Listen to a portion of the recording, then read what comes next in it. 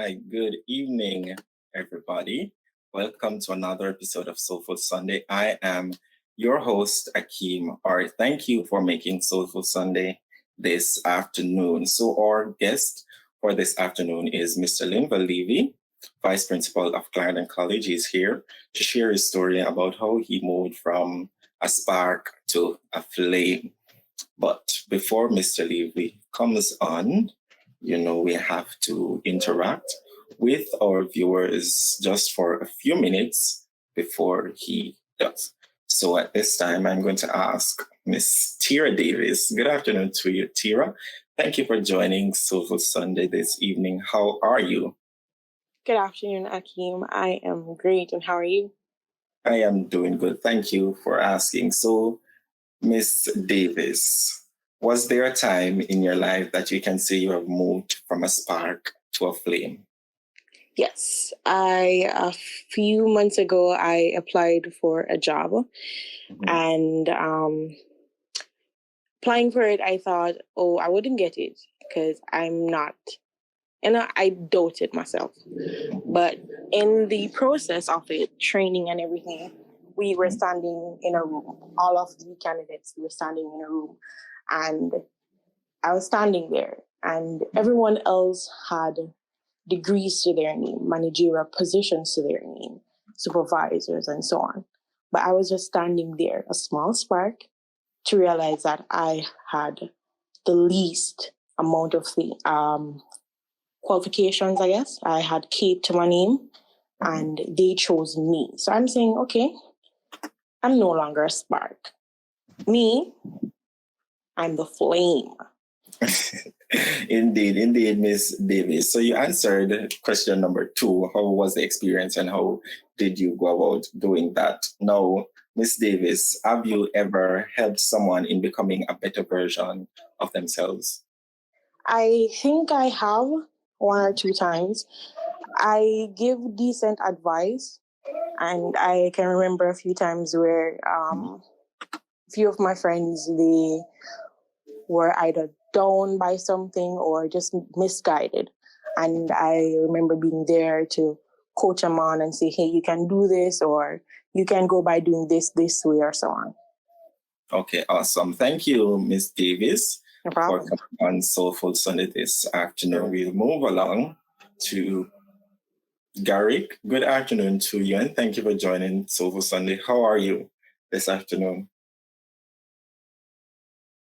Good afternoon. I am great. I'm doing wonderful. Thank you for joining Soulful Sunday this afternoon, Garrick. So, hello. Just a minute, Miss Kennedy. How was there a time in your life that you can say you have moved from a spark to a flame? Definitely. I remembered in sixth form I was entering university, and I wasn't sure what to do because I was basically comparing myself to others. And I was like, oh, they have straight ones, and my grades are not good enough and stuff. And I eventually applied to about 5 different universities, including ones overseas. And to my surprise, I got through to all of them, including the one overseas, and actually got a scholarship. So I'm like, oh my God, I'm not a little spark. I'm a flame. I'm a big deal, So it's good not to doubt yourself or even compare yourself with others, because you are your own person and you're different, Right. One day your spark will indeed become a flame. Right. To each his own. So, Garrick, have you ever helped someone in becoming a better version of themselves, and how did you go about doing that? Yes, I believe I have done that. I remember I was a prefect for a class, and I remember this particular student was going through an issue at the point in his life. So I sat down the person and I just had a conversation with that person. And I believe that did something, right? That person now is in university as well. But I believe that had an impact, to just have somebody to talk to and relate your issues with at the time. Yeah. Okay, I believe. awesome. Thank you for sharing that with us, No Gary. And problem. thank you for joining Soulful Sunday this evening. Alrighty. No problem. All right. Sinclair, are you there? Good afternoon. If so, and thank you for joining the show. Good afternoon. Thanks for having me. How are you this afternoon? I'm well, thank you, and I trust that well, just the same. Yes, I'm doing good. Thank you. Mr. Sinclair, was there ever a time in your life that you moved from a spark to a flame? And how was this experience for you?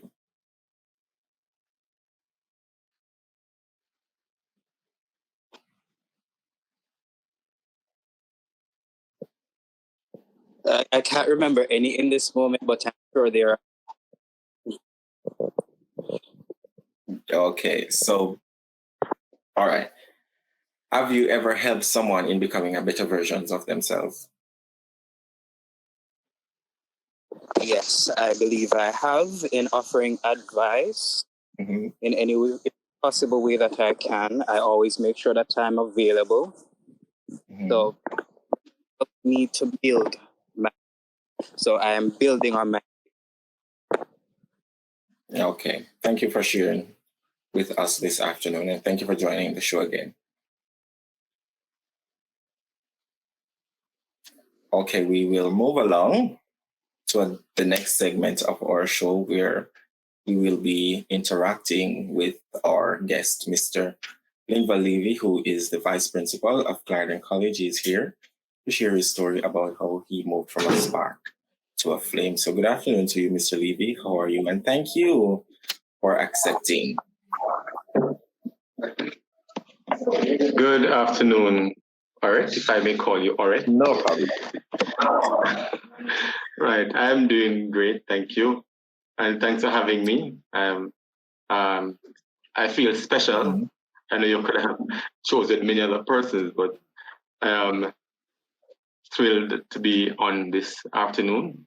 And I want to commend you, first of all, for the work that you have been doing. And I'm sure many persons are being helped from the work that you are doing. Thank you for that, Mr. Levy. So, Mr. Levy, you were born and raised in St. Elizabeth. How was life? Yeah.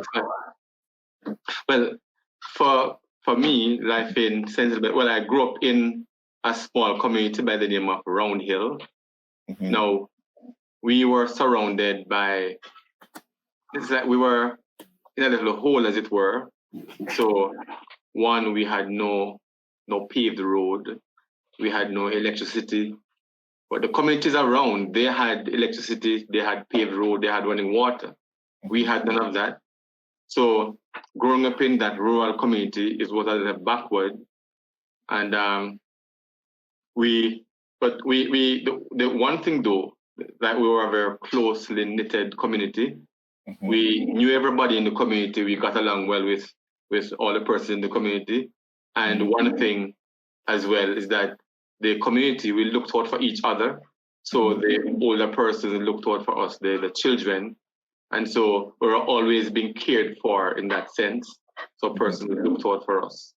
But our drawback was that we didn't have a lot of the amenities that other persons around us had.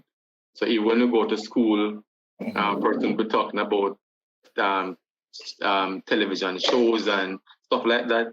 We could just imagine it. So we didn't have all of that. Right. So you touched on a part of the school life. How was it? Well, growing up, we had to. We didn't have transport again, so we had to walk. So I had to walk about 5 miles to primary school. First, to infant school, I walked about maybe 3 miles. And then to primary school. It was about 5 miles back and forth. But the good thing is that we weren't alone. So all of us, all the children in the community were walking together. And so that made it fun, going to school. One of the challenge like I had was that my parents weren't well off. So there are times when I'm at school and my mother would have to, she's cooking and she would bring the lunch to us at school. So she would have to walk that 5 miles, bring the lunch to us and walk back. And or there are times when she would cook the food overnight. So whatever we had for dinner, say Monday evening, that's what we had for lunch. Tuesday, that's what we took for lunch Tuesday. Right. So we had stuff like that. So, but even though we didn't have much, we're a loving family. And even though my parents couldn't read, but you would never know. I didn't know until I was finished with high school because of how smart they were. When we got home in the evenings, they would ask for a book, so we show them the books, and they would ask, why is this wrong? Why is that wrong? And so on, and we had to explain. So, when you have teacher, the mark wrong bang, everybody know that it is wrong. And so they'd ask us why it is wrong. And when we got our reports moving to high school, when we got our reports, we had to go to the post office to collect the reports. We had to take them home sealed. And when they open them, they'll give them back to us. We have to read the comments that the teachers made. And then they would ask us, why is the teacher saying this? Why did the teacher say you can do better? And so on. So we had to explain a lot to them. And because of that, it kept us on our P's and our Q's. And it made me smarter in a sense that it made us learn more. So when you had to explain why the mathematics problem is incorrect, then that's when our eyes are open to say, oh, this is where I made the mistake. Right. Right. So primary school, it was fun, but challenging at times. High school was more challenging because I went to states that are far from where I live. And there were times when I'm getting home like 12 o'clock in the night and 1 o'clock in the morning. When I get home, it's almost time to get ready to go back to school in the next morning. Because we didn't have transportation, so we depended on one bus. And if that bus doesn't come, then we'd have to start walk. And then so the walk, big drive. And then if the bus does come, then there are times when my parents are on their way meeting me with the bottle torch. They have any transportation then, so they'd come to meet me on the road with their bottle torch. It was very challenging. Right. So you said that you were grateful, and you were grateful in spite of all of that. That's and little is much when love and God is in it. In it. So, Mr. Levy, after attending St. Elizabeth Technical High School States, as you said, why did you decide to pursue a career in teaching? Why mathematics and science? Okay. Well, first of all, my first option wasn't teaching. My first option was to be an extension officer. Because in high school, I did agricultural science as my special area. So I really loved farming and agriculture. And I wanted to extend that knowledge in agriculture and go out and help the farmers. Because I'm from a farming parish, and so I wanted to help the farmers. But then my parents said that going to Pastel Gardens at the time would have been too far. That's all the way in Portland.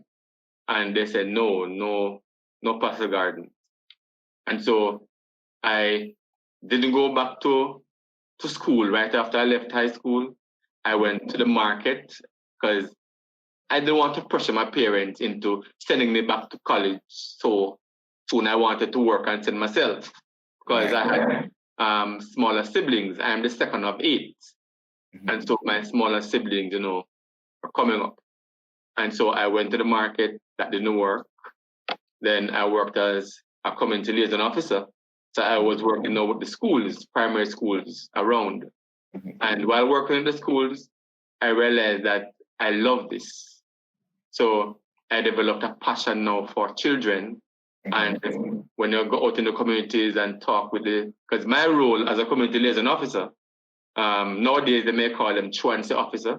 So I would go to the schools, check the registers, look for students who have been absent for 3 or more consecutive days, and then I'd go in whichever community they lived, walk, and look for them to find out what the challenge was and make recommendations.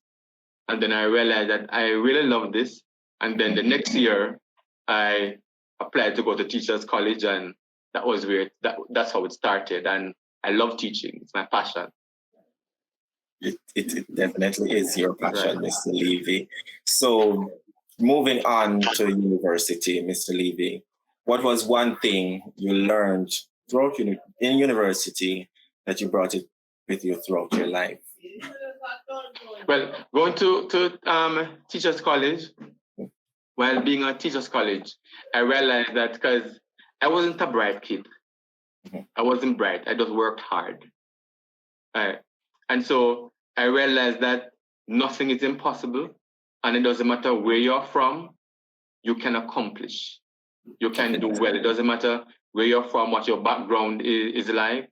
Once you set your mind to it, once you are determined, you can accomplish anything. I remember when I was in first year and I was doing calculus, and I thought I was failing because I was one of the slowest person in the class. Being one of the oldest too, and I was just like 21. Okay. Right. And being one of the oldest person in the class, all the others were just coming out of high school. And so I found calculus very challenging. And I had to just write everything off the board while the teacher is teaching. I had to write everything. If the teacher says, I wrote it down. And when I go down, my roommate was in my class. And so when I go down, I just asked him to go back through all that the teacher did in class with me. And I got better grade than some of the other students who were moving ahead. And the teacher actually told me that, Levy, you have to work intensively and extensively hard. I never forget that. So you have to work intensively and extensively hard to pass this course. And I did. I took his advice and I worked overtime. So when other students were maybe gone to dance, because we had priv and other stuff, you had college on your own. You can do whatever you choose. Right. When they were gone to do their thing, I was in the book because I couldn't afford to fail. Because in those days, if you fail a course, you have to wait until the next year when the course comes back around to do it. And I didn't have the money. So I couldn't afford to fail anything at all.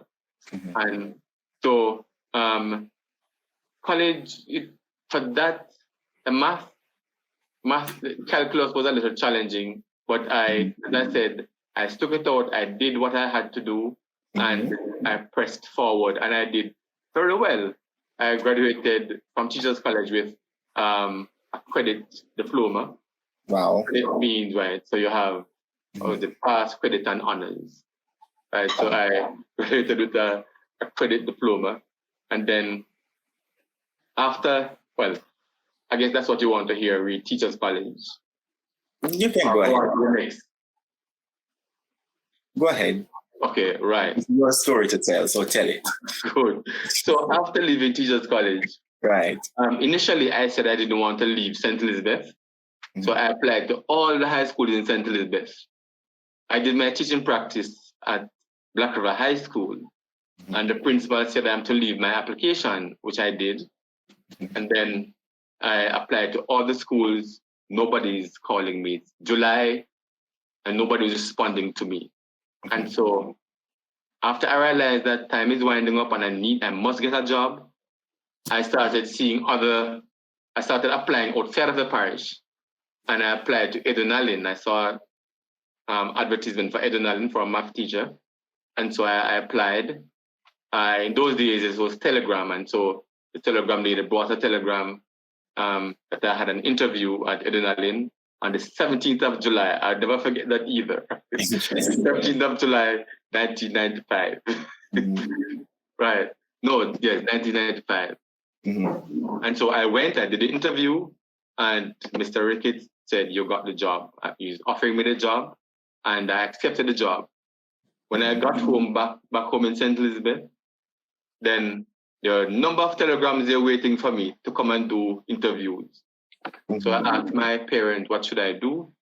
And they said, okay, since you accepted that one already, well, go, because it seemed like that is the way the Lord is leading. Right. And so I went. I think I was very professional, and so I went to the other schools, and I told them that because there was no telephone to call them. So I went there to the schools, and I told them that I have already accepted a job, so I won't be coming to the interview.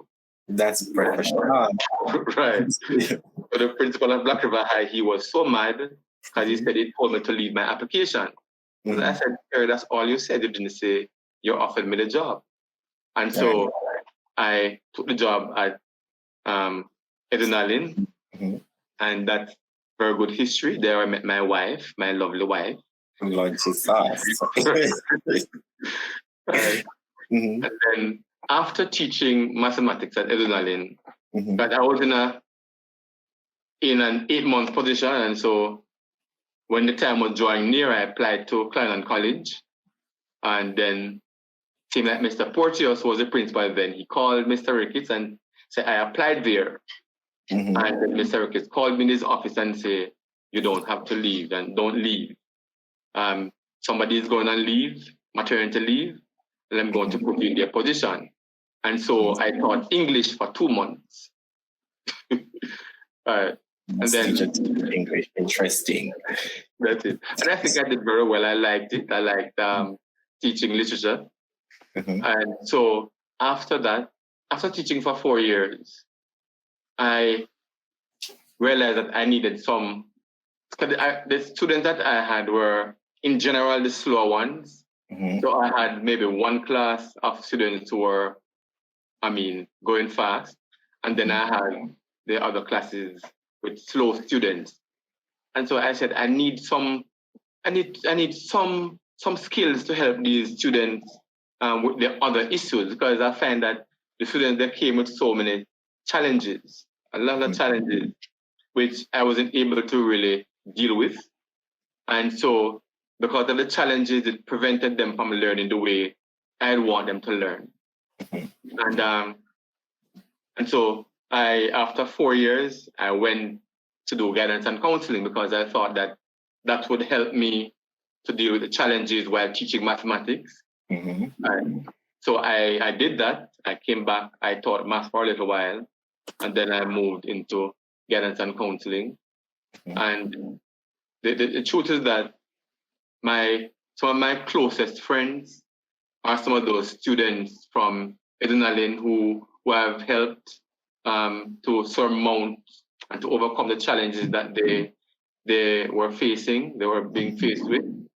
And so, you see, on Teachers Day now, there are some students who, doesn't matter where they are, they're calling me or they're sending me a message and I'm talking about from 1995.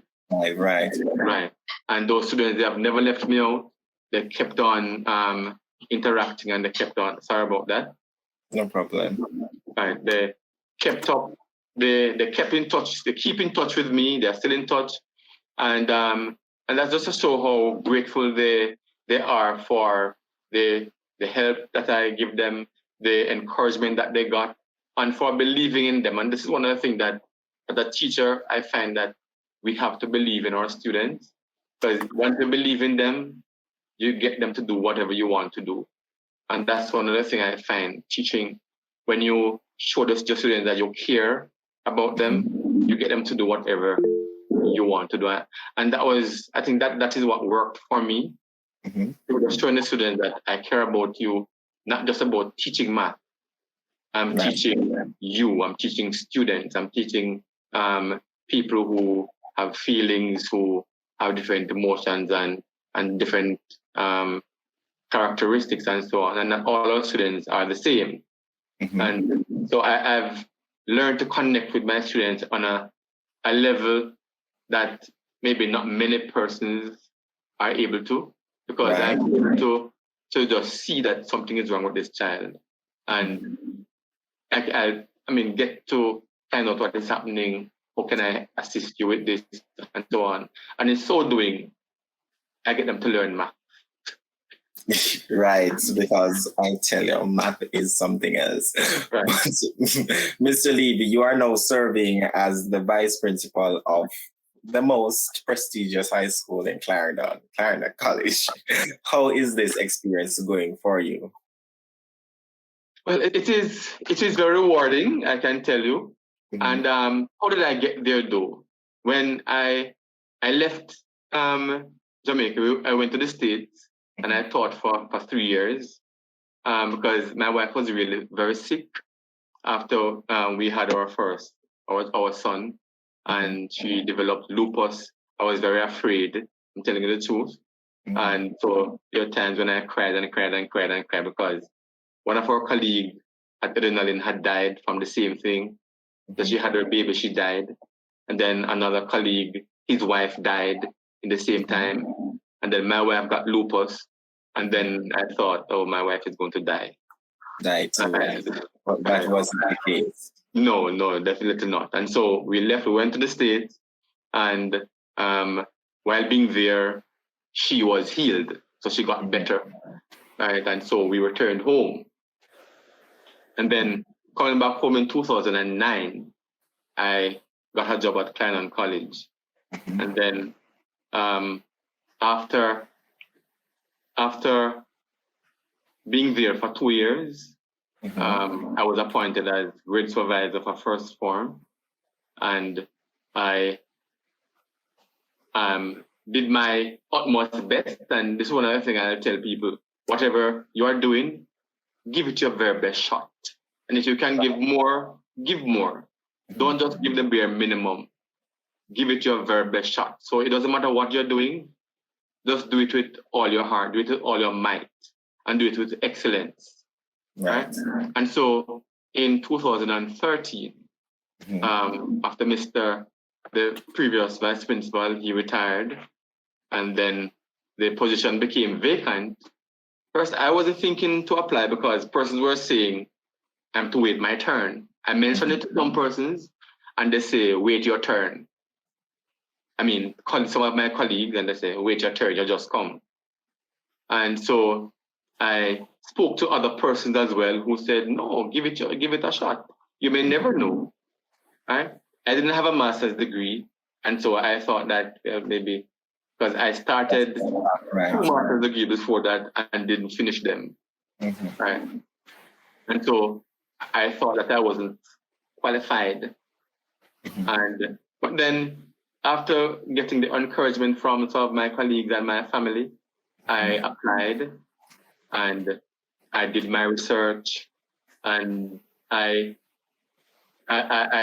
went to the interview, and after a while, some time elapsed, and I was offered the position of vice principal. And just to backtrack a little, when I was appointed grade supervisor, one of my colleagues came to me and she said, just come here. The fellow said, and that's the exact word she used, if just come here. How come you're a senior teacher? And it just goes to show you can't, wherever you go, you go and you do your best. And you don't watch people. And this is what I say to teachers when they come. You may come and you may see a particular culture. You don't have to adapt to the culture. You can be the change agent.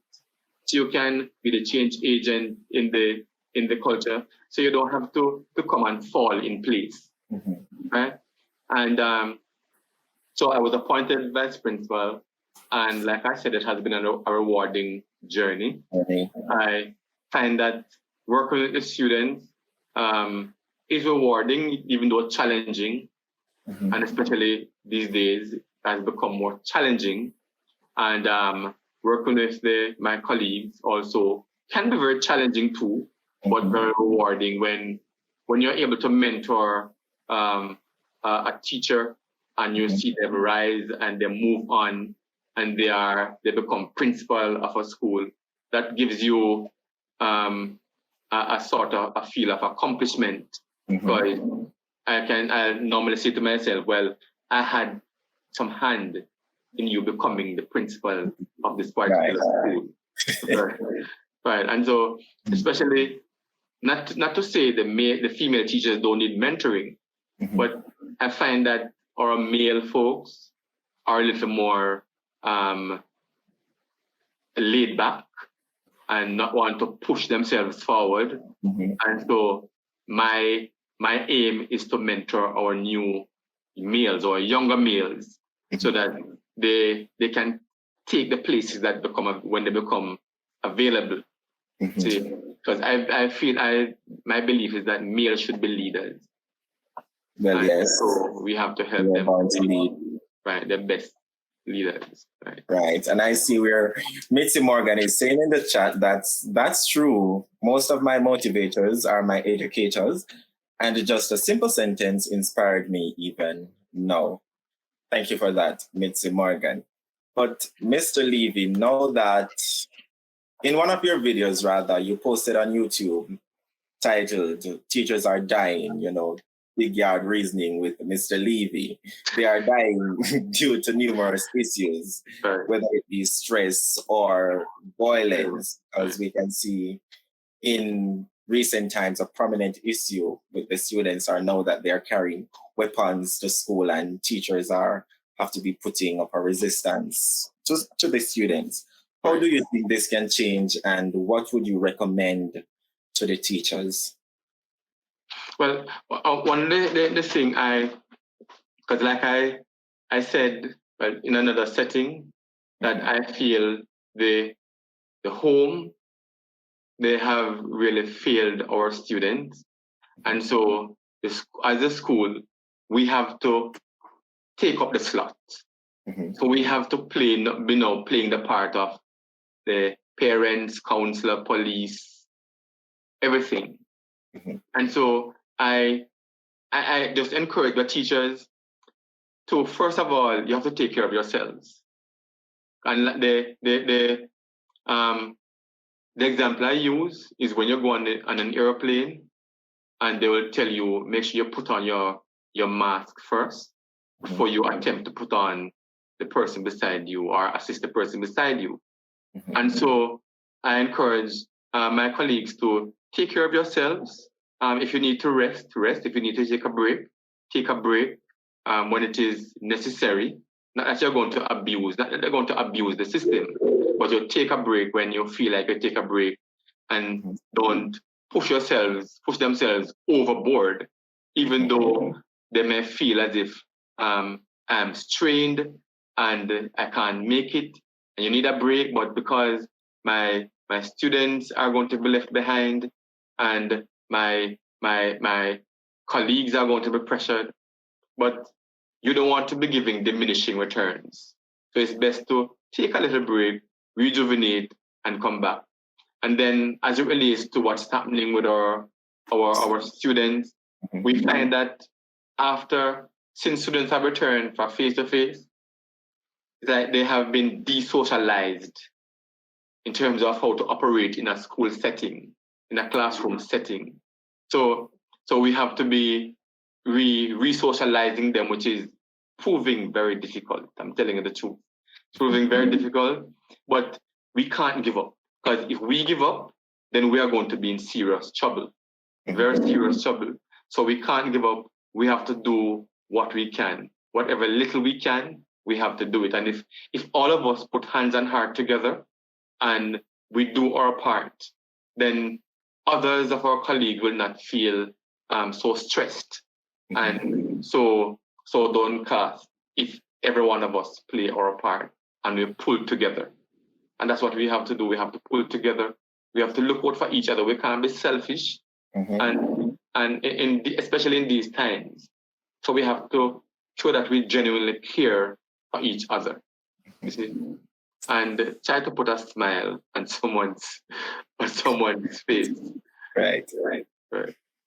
Yes. Well, what I believe personally, Mr. Levy, is that because school was online, the students, they were having some online arguments, and they decide to you'd say, you know what? When school resumes face to face, we'll trash out those arguments.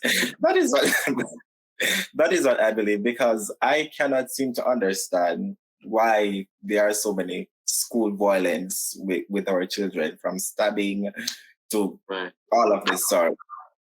Right. And that goes to show that school is important. School is important. Teachers are very, very, very, very important. And we cannot discredit the contribution that our teachers are making to this country and to the world, because this is not just happening in Jamaica, it's happening all over. Over. And it's because, you see, when students are out of school, out of the formal school setting, and they are they are at home. Not to say parents are not good parents, but many of the students were basically on their own. They were on their own, so there was no guidance at home. So the students would log on with their device. The device was online, but they weren't online. So they were doing their own thing. They were walking on the street and getting into all sort of other things. And so now that they're back in a space where they have to follow rules and regulation, they have to, they're in a space where it's a formal setting and you have adults who are in charge and so on. And now that you are telling this child, sit, or you're telling this child, you can't go to the restroom at this point. They find it, and especially, I find this especially so with the first and second form students, the younger ones. The older ones would have had an idea of what high school is like and what is required. But I find that these things, this antisocial behavior, is happening more with our younger students. And so, but like I said before, we really can't give up. We just have to find creative ways, and all hands have to be on deck. The parent, the home, the school, the church, our ministry, and so on. We have to be singing the same song and marching to the same tune. Right. Thank you for that, Mr. Levy. And guys, please remember to check out Mr. Levy's YouTube channel, Self-Development, Education, and Fun with Mr. Levy. You can find the link in the chat. So, Mr. Levy, moving on, living by the mantra, each person has a spark that can be fanned into a flame. Never give up on anyone. How do you go about not giving up on anyone, especially students? All right. No, I remember there was a student I had this is at Clarendon College now. I remember I had 1G, and then we moved from 1G to 2G, and then a new girl came. And this girl, she basically knew nothing. This was a class of students who were very smart, very, very smart. And especially the girls, they were so smart. And so, I don't know if you remember Danny Crossfield, our former head girl, one of our former head girls. So yes. That class, right? And I remember I just couldn't get through to this student. Doesn't matter what I did, I would say this thing and do the thing like maybe 10 different ways, and she just wasn't getting it. And so I said to Danny, work with her for me. You're her teacher. Work with her. And she worked with her for a while, but then after a while, she became very distracted, and Danny said, no, you don't want to learn. Right. And so I had to take back the challenge. And so what I would do, so when I give them tests, and sometimes she'd basically get nothing, like 0. And so I'd give it back to her, and I would say, okay, you're going to use your book, and I'll give you 50% of the mark that you'll get. So if you get 70%, your actual grade is going to be 35%. And that really helped her. It really helped her. And I saw her shine. she left and she went abroad. And she came back and she said, Mr. Levy, I'm getting straight A's. I'm getting straight A's. And she was so grateful that I didn't give up on her, because when others were giving up on her, I didn't give up on her. And there are so many other stories. I remember when I just moved to Chapelton from St. Elizabeth, and the community where I was, there were a lot of young men in there who couldn't read. They just couldn't read. And so my wife and I would gather them at our house and we would teach them to read. And I remember just 2 years ago, one of them, I went to a funeral and he was there and he came over to me and he said, Levy, you are the Dan. This is what he said, you are the Dan. He said, are you growing? Are you growing? And I am so thankful. And today he is one of the best. He's a metal worker, so he lays beams. So he would go to all of these plazas, big plazas, like in Montego Bay, in Maypen, over by Bargain Village. He's the one who laid those metal beams. And he was saying, this is because you didn't give up on me. You took me in and you taught us. And I remember when I think cell phone was just coming in, those little bangers. Right. And he had a girlfriend and he came and he was so excited. And he said, Mr. Levy, I can send text. And he was just so excited just because he was not able to write. He was not able to read. And this just goes to show, it doesn't matter where people are, don't give up on them. Help them along the way once you can help them. And just to back up a little as well, when I was at Edunalin, Edunalin was like 3 schools in one at the time. So you had A stream, B stream, and C stream. So the A, those were students who came in through common entrance. B, special entrance. And C, they call them free flow. They didn't pass in the exam. They just came in. And I had a number of the free flow students. And we developed very close relationship with times, and I would just sit in the middle of the group and we would just talk. We just have conversation and find out where you are, where do you want to go, and so on. And I had to show them, because they were slow learners, show them that, look, students who can work with their hands, eventually they're going to be in great demand. Your skills will not get obsolete. And so develop your skill, because some of them were concerned that you're not doing chemistry and physics and biology and so on. And I'm saying, just develop your skill. And I'm saying nowadays, when you're hiring an electrician, it's a lot of money you have to pay. A plumber, it's a lot of money. And so because I was able to just mentor them and show them that you are worthwhile. You are worthwhile, not because you're not doing the chemistry and the biology. It doesn't mean that your skill is not important. Your skill is very important, and develop your skill. You will be more marketable and so on. And so I find that these students, they were very grateful. They were very thankful. And like I said earlier, we are in touch even to this day. They don't leave me out, because they're just grateful for the impact. Awesome. And I'm sure that makes you feel good as an educator and as a person. So, Mr. Levy, as we close, in 2 minutes, a person, in the event of an individual giving up on life, how would you advise such a person not to give up?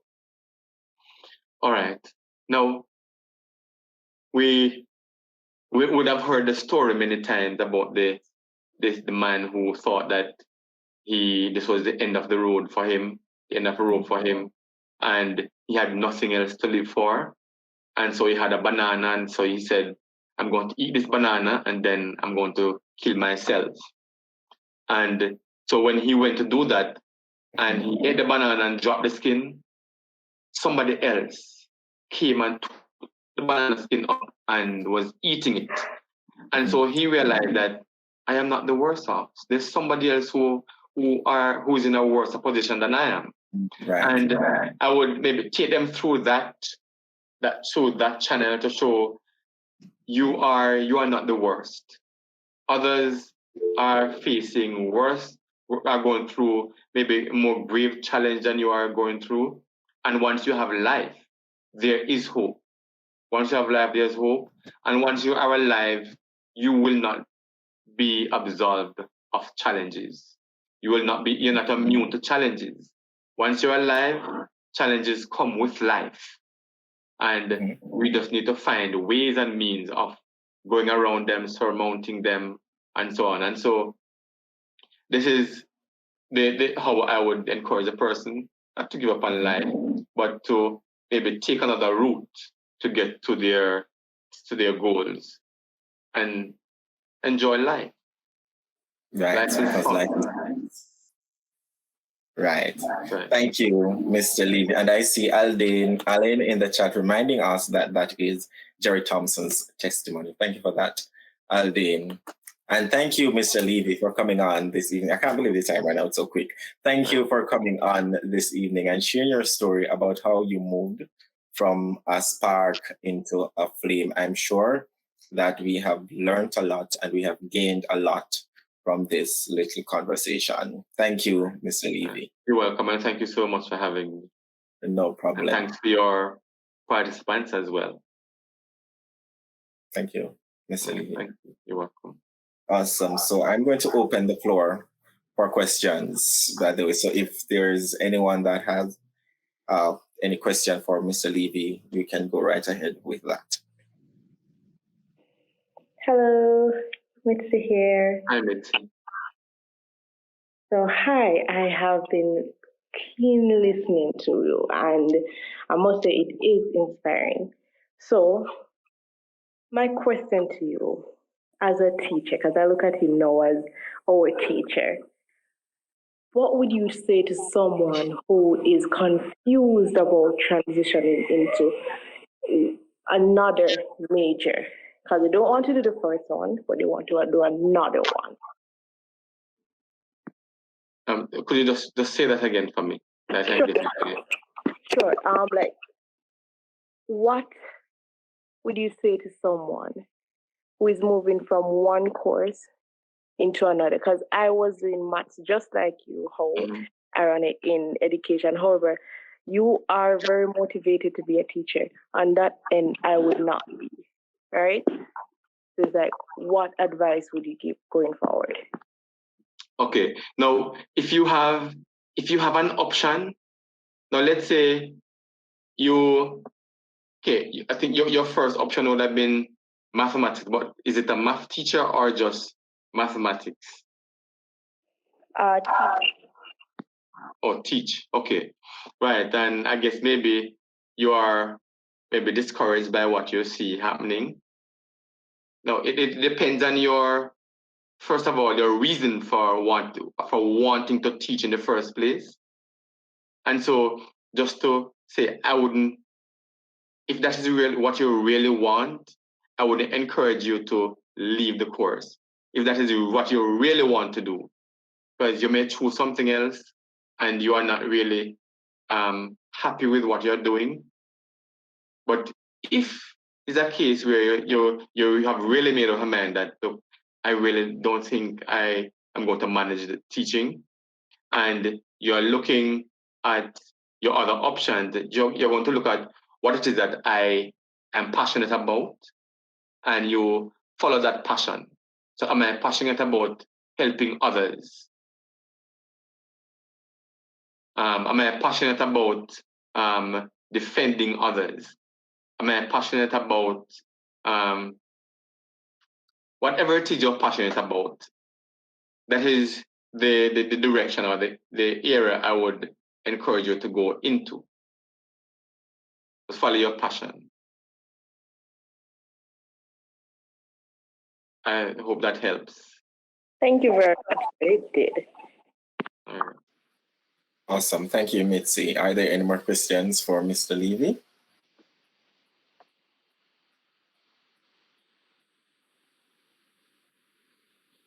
Going once.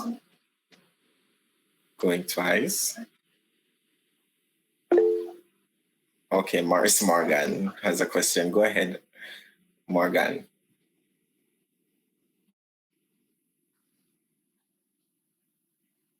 Okay. So let's see how fast you can type that in the chat before we move along. But in the interim, are there any more questions? Anybody else? Apart from Morris Morgan, who has a question for Mr. Levy.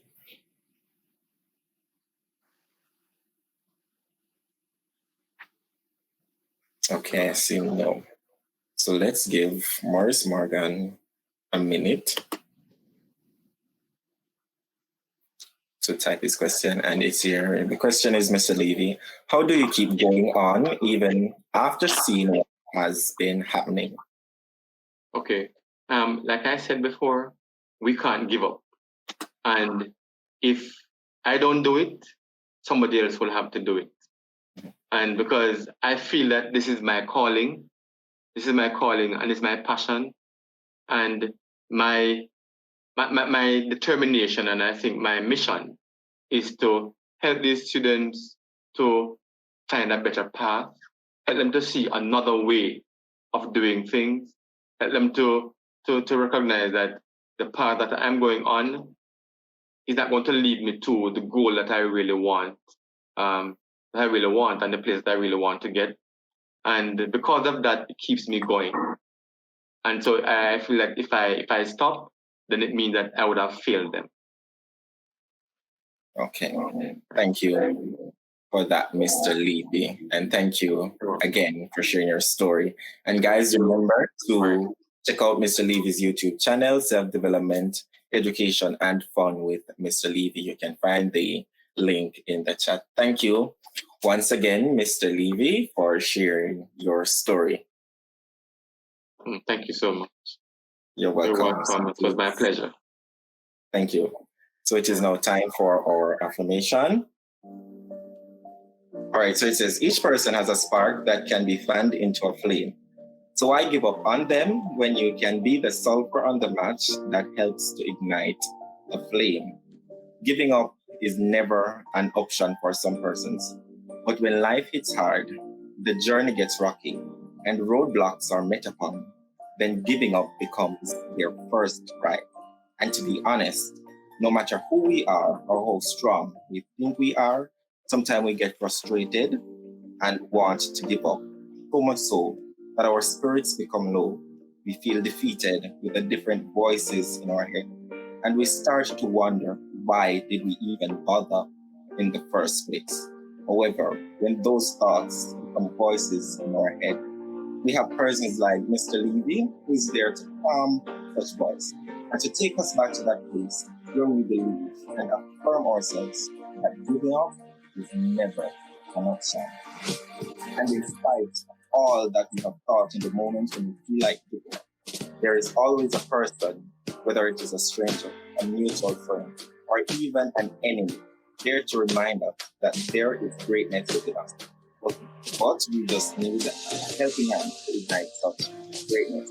Today we are affirming that in moments when I feel like giving up, I will pause, take a breath, and remind myself that giving up is never an option. That's where also intro today again we concluded Mr. Levy for sharing his story with us this afternoon. Our sponsors, Dr. Archaeologistics for Goldmine Pharmacy and Information Agriculture. Thank you for helping us share these stories. For viewers, thank you for making Soulful Sunday your afternoon start. My production team, thank you for always doing an amazing job. Join us next week, same time and place, where we will listen to another story that will help us to convalesce in the right direction. I'm your host, Ep4, continue to stay safe and be blessed. Have yourselves a very, very good afternoon. Bye-bye.